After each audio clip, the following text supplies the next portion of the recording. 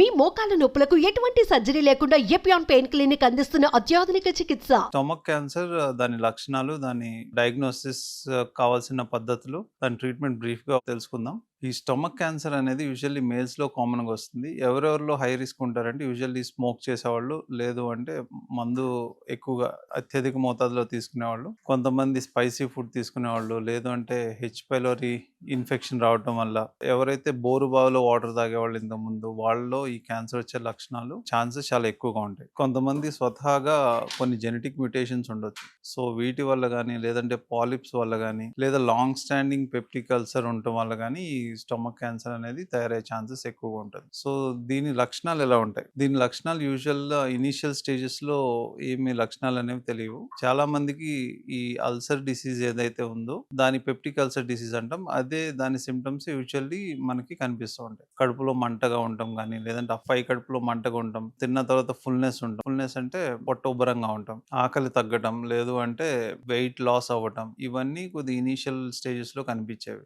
Late stages లో ఎలా ఉంటాయంటే పొట్టలో ఏదైతే ట్యూమర్ ఉందో ఇది పొట్టలో యొక్క పాసేజ్ ని బ్లాక్ చేయడం వల్ల వామిటింగ్స్ అనేవి స్టార్ట్ అవుతాయి. దీన్ని గ్యాస్ట్రిక్ అవుట్లెట్ అబ్స్ట్రక్షన్ అంటాము. ఇది లేట్ స్టేజెస్ లో కనిపిస్తాయి. ఇది కాకుండా ఇంకేమేమి లక్షణాలు అంటే ఈ లెఫ్ట్ సైడ్ ఏదైతే నోడ్ ఉంటుందో, లెఫ్ట్ సూప్రాక్లావికులర్ లింఫ్ నోడ్ అంటాం, ఇది ఎన్లార్జ్ అవ్వచ్చు, లేదంటే పొట్టలో నీరు రావచ్చు, అంబలికస్ దగ్గర చిన్న నాడ్యూల్ లాగా రావచ్చు. సో ఇవన్నీ అడ్వాన్స్ స్టేజెస్ లో వస్తాయి. సో ఈ లక్షణాల్లో ఏది ఉన్నా సరే మనం ఇనీషియల్ గా డాక్టర్ ని కన్సల్ట్ చేయడం కొంచెం మంచి పద్ధతి. సో ఈ లక్షణాల తర్వాత మనం ఈ క్యాన్సర్ ని ఎలా డయాగ్నోస్ చేస్తాం? యూజువల్లీ లక్షణాలతో ఒక విధంగా డయాగ్నోస్ చేయొచ్చు. స్కాన్స్ ద్వారా ఎలా డయాగ్నోస్ చేస్తామంటే, ఫస్ట్ అండ్ ఫార్మోస్ట్ దీనికి చేసే స్కాన్ మనం సిటీ స్కాన్. ఈ సిటీ స్కాన్ లో మనం ట్యూమర్ ఎక్కడ ఉంది స్టమక్ లో, బయట ఏమైనా చిన్న చిన్న నాడ్యూల్స్ ఉన్నాయా, బయటకైనా పాకిందా లేదా అన్నది మనకి ఒక బ్రీఫ్ ఐడియా వస్తుంది. సో స్పెసిఫిక్ గా ఇది వేరే అదర్ ఆర్గాన్స్ కైనా పాకిందా లేదని తెలుసుకోవడానికి హోల్ బాడీ పెట్ స్కాన్ అంటాం. అది స్టమక్ తో పాటు ఇంకా లివర్, లంగ్స్, బోన్స్ అన్నిటిని మనం స్కాన్ చేసి ఆ డిసీజ్ ఏ స్టేజ్ లో ఉందన్నది ఈ పెట్ స్కాన్ ద్వారా మనం ఈజీగా తెలుసుకోవచ్చు అనమాట.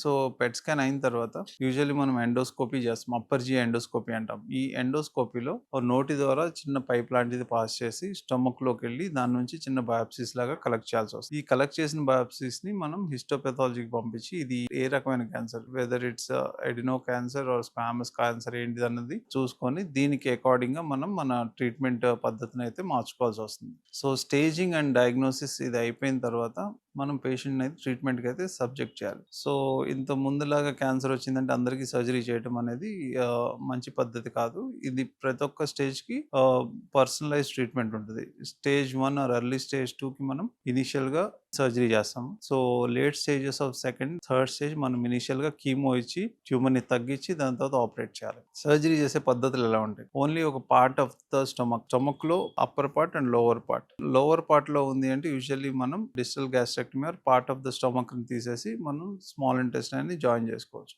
లేదు upper part of the stomach లో వచ్చింది, లేదు ఫుడ్ పైపు స్టమక్ కలిసి జంక్షన్ దగ్గర వచ్చింది అంటే మాత్రం మనం ఈ స్టమక్ మొత్తాన్ని తీసేసి స్మాల్ ఇంటెస్టైన్ ని జాయిన్ చేసుకోవాల్సి వస్తుంది. దీన్ని ఏదర్ టోటల్ గ్యాస్ట్రెక్టమీ అంటాం, లేదంటే distal gastrectomy or sub total gastrectomy అనేవి ఈ రెండు ట్రీట్మెంట్ పద్ధతుల ద్వారా చేసుకోవచ్చు. సో సర్జరీ అయిన తర్వాత కొంతమంది పేషెంట్స్ కి ట్రీట్మెంట్ స్టేజ్ ని బట్టి ఎయిదర్ కీమో పెట్టాలా వద్దా, లేదంటే రేడియేషన్ పెట్టాలా వద్దా అన్నది డిసైడ్ చేసుకోవాల్సి వస్తుంది అన్నమాట. సో ఇమ్యూనోథెరపీ కూడా ఉంది దీనికి, బట్ ఇది advance stages or recurrent cases లో అంత ట్రీట్మెంట్ ఫెయిల్ అయ్యి వచ్చిన పేషెంట్స్ కి ఇమ్యూనోథెరపీ అనేది నౌ ప్రామిసింగ్ ట్రీట్మెంట్ అన్నమాట. సో ఈ స్టమక్ క్యాన్సర్ ఉన్న పేషెంట్స్ యూజువల్లీ స్క్రీనింగ్ పద్ధతులు వీళ్ళకి ఏంటంటే ఎండోస్కోపీ లాంటివి చేయించుకోవాల్సి వస్తుంది. సర్జరీ తర్వాత కానీ సర్జరీ ముందు కానీ.